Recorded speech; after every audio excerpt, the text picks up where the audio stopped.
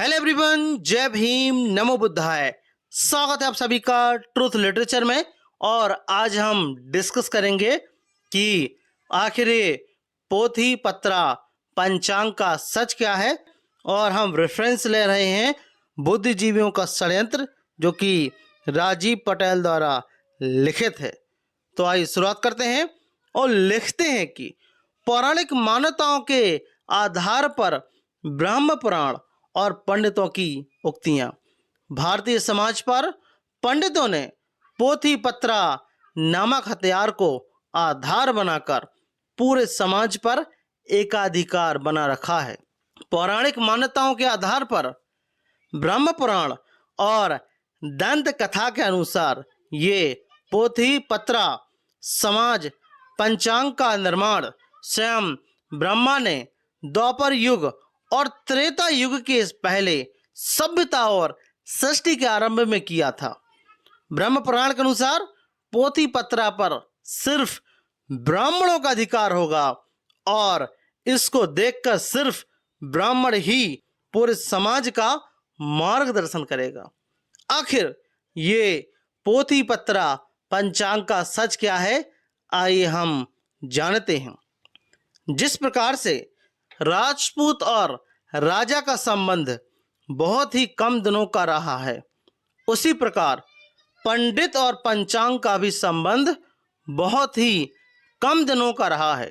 अपने भारत देश में आज के समय में दो प्रकार के हिंदी वर्ष का पंचांग और एक अंग्रेजी मतलब ईसवी कैलेंडर का प्रचलन है।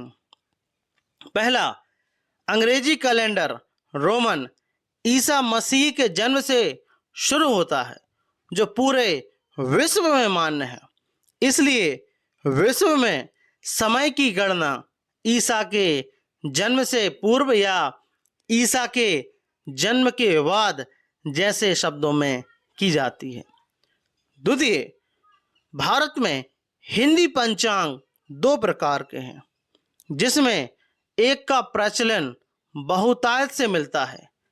आइए हम लोग पहले इस हिंदी पंचांग के बारे में विस्तार पूर्वक जानकारी ले कि आखिर यह कब से भारतीय समाज में आया, कैसे आया और कौन लाया। पहला, भारत का पहला पंचांग शक संवत के नाम से प्रचलित है, जिसका उद्भव ईसा से 78 वर्ष बाद मतलब शक वंश के समय सम्राट हरिओस ने अपने वंश के नाम से शुरू किया था। लेकिन इसमें काफ़ी त्रुटि होने की वजह से भारतीय समाज में ज़्यादा प्रचलित नहीं हो सका। सिर्फ आज़ादी के बाद से आज़ाद भारत की नेहरू सरकार ने अंग्रेज़ों से नीचा दिखने और नीचा रहने की वजह से सरकारी आदेश में एक अंग्रेजी कैलेंडर ईस्वी और दूसरे हिंदी पंचांग शक संवत को मान्यता सरकारी तौर पर दे रखा है। शक संवत पंचांग ईस्वी कैलेंडर से हमेशा 78 वर्ष पहले रहता है। मतलब कि अभी 2024 है, तो 2024 से यह 78 वर्ष पहले रहेगा। तो आप लोग कैलकुलेट कर सकते हैं कि शक संवत के अनुसार अभी कौन सा वर्ष होगा। द्वितीय, भारतीय सभ्यता और संस्कृति में सबसे ज़्यादा उत्तम और प्रचलित पंचांग विक्रम संवत है, जो ईसा बाद 375 ईस्वी से 415 ईस्वी के बीच किसी समय में गुप्त वंश के शासक सम्राट चंद्रगुप्त द्वितीय ने शुरू करवाया था। सम्राट चंद्रगुप्त द्वितीय का दूसरा नाम विक्रमादित्य था। इस समय भारत का स्वर्णिम काल चरम उत्कर्ष पर था। ज्ञान विज्ञान से लेकर सांस्कृतिक के रूप में भारत बिल्कुल ही विश्व गुरु की राह पर था। अब सवाल उठता है कि सम्राट विक्रमादित्य ने विक्रम संवत पंचांग को ईसा से 57 वर्ष पूर्व क्यों करवाया? यह उन दिनों में एक खगोलीय घटना के आधार पर किया गया। मीन के लिए मेष राशि के बीच विषुव के संक्रमण नक्षत्रों के अनुसार मीन के लिए मेष राशि संकेत के बीच संक्रमण से मेल खाती है, जो 57 ईसा पूर्व में रेवती और अश्वनी यह नक्षत्र के बीच का संक्रमण था। एक सुरक्षित घटना के रूप में सम्राट विक्रमादित्य के दरबार में इन खगोलविदों ने निष्कर्ष निकाल लिए कि इस संक्रमण विषुव में सूर्य की जो स्थिति है उससे स्पष्ट रूप से इन दो नक्षत्रों अश्वनी और रेवती के बीच विषुव पर सूरज स्थित है। अंत में इस आंकड़े को देखकर और गणना के द्वारा उस प्रश्न का जवाब आ गया था, जो बाद में तार्किक रूप से एक खगोल विज्ञान और कैलेंडर के साथ जुड़ गया। आप लोग टेबल में देख सकते हैं कि किस प्रकार से विक्रम संवत के महीने और वेस्टर्न मंथ मतलब अंग्रेजी नाम है। जैसे कि पहला नाम है चैत। यह कब आता है? वेस्टर्न मंथ के अनुसार मार्च और अप्रैल में। वह वसंत ऋतु इंग्लिश में से स्प्रिंग बोलते हैं। ऐसी बैसाख जो कि अप्रैल और मई के बीच होता है, यह भी बसंत ऋतु स्प्रिंग ऋतु कहलाता है। ज्येष्ठ का महीना कब होता है? मई और जून के बीच में, जो कि ग्रीष्म मतलब समर। इसी प्रकार आषाढ़ जो कि जून और जुलाई के बीच रहता है, यह भी ग्रीष्म ऋतु में मतलब समर में। श्रावण यह जुलाई और अगस्त जो कि वर्षा मानसून होता है। भाद्रपद अगस्त और सितंबर के बीच जो कि वर्षा का समय रहता है। अश्विन सितंबर और अक्टूबर जो कि शरद ऋतु ऑटम में। कार्तिक जो कि अक्टूबर और नवंबर के बीच रहता है, यह भी ऑटम शरद ऋतु में।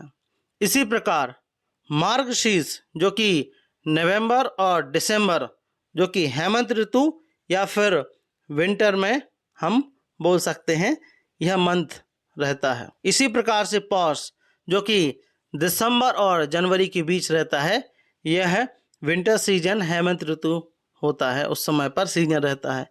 ऐसे ही माघ जो कि आखिरी मंथ रहता है, यह जनवरी और फरवरी के बीच जो कि शिविर मतलब डॉरवे मतलब काफ़ी ठंड के बीच में रहता है थोड़ा सा।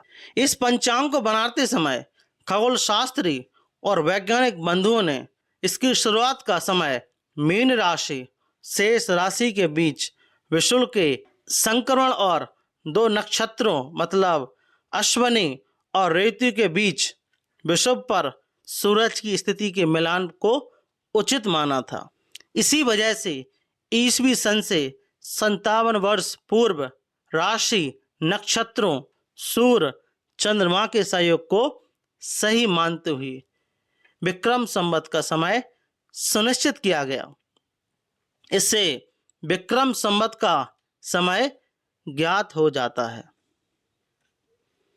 तो आप लोग रेफरेंस भी देख सकते हो, जो कि आप स्क्रीनशॉट से आप लोग इसको देख सकते हो, रीचेक कर सकते हो। हम डायरेक्ट कंटेंट पर पहुंचते।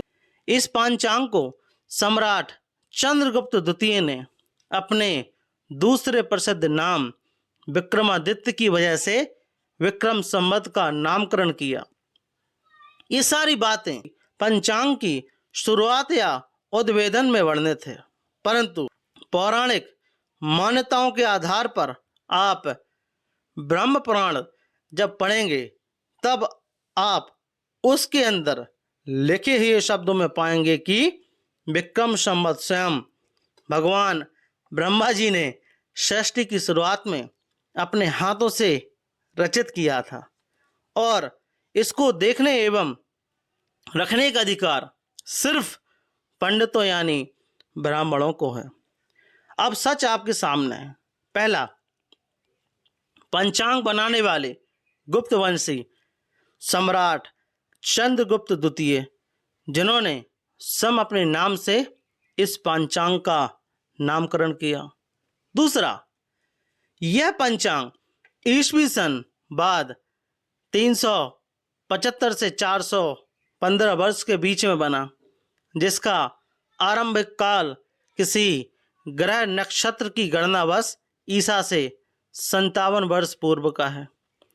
तीसरा, गुप्त वंश के समय में ब्रह्मा, ब्राह्मण, राजपूत जैसे शब्दों की उत्पत्ति नहीं हुई थी, ये थे ही नहीं। ईसा के 1000 ईस्वी बाद ब्राह्मणों ने इस पंचांग पर स्वयं का एकाधिकार बताकर समाज में स्वयंभू श्रेष्ठ बनने की कोशिश की है। लेकिन सच आपके सामने कुछ और ही है। विक्रम संवत पंचांग बनाने से लेकर 1000 ईस्वी तक इस प्रजाति का दूर दूर तक इससे कोई संबंध नहीं था।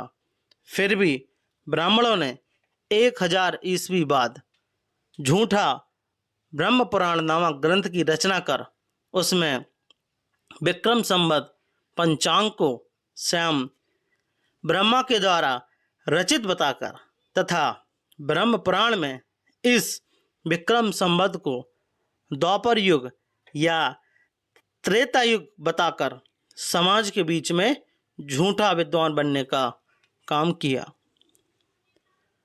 आप खुद ही आकलन करें कि 1000 ईस्वी के बाद इन ब्राह्मणों ने कैसे अपने झूठे पुराण लेखन और दंत कथा के माध्यम से समाज के बीच भ्रम फैलाया था। परंतु सच आपके सामने है। तो आपका इस टॉपिक के बारे में क्या मानना है, प्लीज़ हमें कमेंट बॉक्स में ज़रूर बताएं।